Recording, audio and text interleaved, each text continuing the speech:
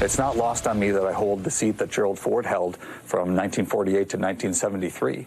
You know, he committed a courageous act when he pardoned Richard Nixon, but it ended his political career going forward. You know, I think that's I obviously don't want to follow in the footsteps in terms of the next election, but want to make sure that we have leaders in office who are focusing on, you know, the fact that we are a nation of laws, not men, and who are putting the interests of the country first rather than their own political careers. Hi again, everyone. It's 5 o'clock in New York. I'm Michael Steele in for Nicole Wallace. Immediately following his vote to impeach Donald Trump for inciting the January 6th insurrection, freshman Congressman Peter Meijer of Michigan knew that vote could cost him his future in politics. He even said he might be committing political suicide. But Meijer voted to impeach anyway because he believed it was the right thing to do. Now that grim prediction has come to pass. Last night, Meijer lost the GOP primary race for his House seat to John Gibbs, a former Trump administration official who has repeated the ex-president's lies about a stolen election. As the New York Times notes, there was plenty of drama. Mr. Meijer was not only battling the Trump-backed Mr. Gibbs, but also the Democratic Congressional Campaign Committee, which spent more than $400,000 on advertising meant to lift the little-known Mr. Gibbs in hopes that he could be more easily defeated by Hillary Clinton, the Democrat, in November. Last night, we also saw Trump-backed candidates in another battleground state, Arizona, take what is looking to be a clean sweep of their primaries. Katie Hobbs, the Democrat running for governor in Arizona, discussed the big takeaway of last night with our friends on Morning Joe.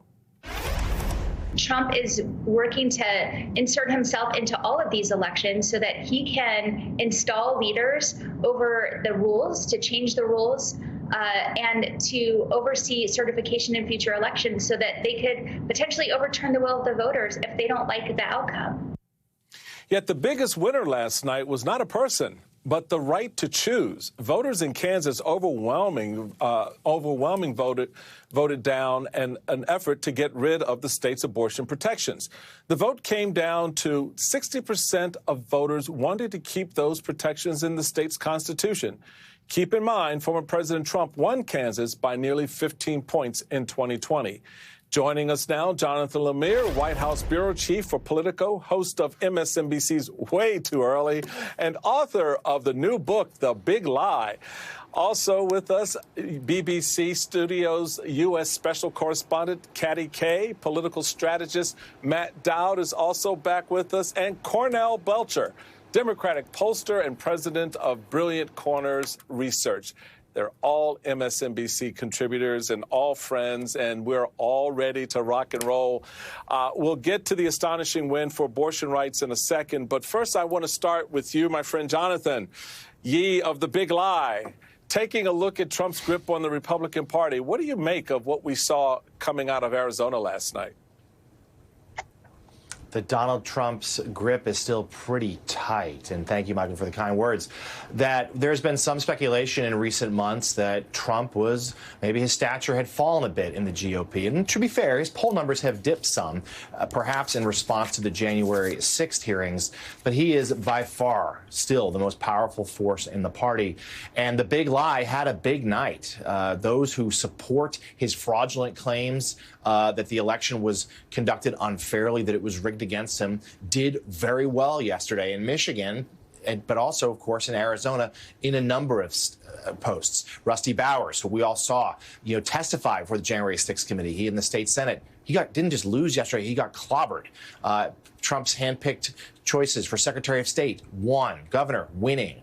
Senate, won. And he is someone who is certainly in a key battleground state. His influence looms large. Now, Democrats will say maybe this isn't a bad thing. The Republicans have now nominated those who are more to the extreme right of their party, sort of on the fringe. Maybe they'll be easier to beat come November. But that's a risk. These candidates, Arizona's a toss-up state. And depending what the political environment looks like in November, they would have a shot to win. And if they do win, that's a dangerous thing. These are election deniers. Some of them want to go back and decertify the 2020 election. And at minimum, they would then be entrusted to certify the one in 2024. And who can have any faith that they would do so properly? So Cornell, Jonathan kind of lays out in broad strokes what happened and how this is playing out across the country. Give us a sense of what the Republicans are doing here and what the impact of what they're doing here by pushing this big lie. You have these candidates, I mean, just a near clear sweep of Trump-backed candidates winning, all pressing this big lie as a centerpiece of their campaigns. And the reality is, while that's happening, you also have a series of public hearings by the January 6th Select Committee that's showing in the starkest terms possible that president is culpable for this insurrection, and yet they keep pushing this narrative. What the hell's going on here? Why do they think this is working, or is it? Well, it's a complicated question, brother, and I think that's not often done. I'm actually going to decouple the big lie from Donald Trump. I think Donald Trump is a vehicle for the big lie. But look, if you look at recent polling as recent as last month, you had upwards of 70% of Republicans who didn't think Joe Biden was a legitimately elected president. Brother Steele, you'll remember going back to 2008, where a guy by the name of Barack Obama was elected a president. Yeah.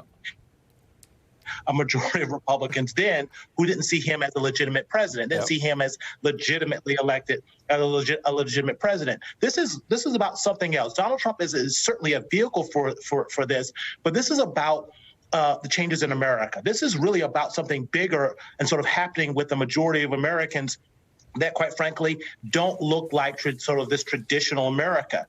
And so regardless if it's Donald Trump or the next, or DeSantis, or whomever comes next, this ideal that sort of the voters on the left are not legitimate Americans are, to me, the predicate of this, and Donald Trump is certainly a vehicle for this. But I also think when you look at the majority of Americans across the country, it does not position Republicans well as a big tent and majority party, because clearly the majority of Americans do not see. The majority of Americans voted for Barack Obama twice, and the president won, and Biden won a resounding majority as well. This is not where the majority of Americans are. And going into this election cycle, if this is in fact a focal point where Democrats can hammer Republicans on the big lie, as well as hammer them to the ties of a clearly corrupt president, I think it does not bode well for what should be, quite frankly, a good election for Republicans, and it's looking less like a Republican wave today than it did 4 or 5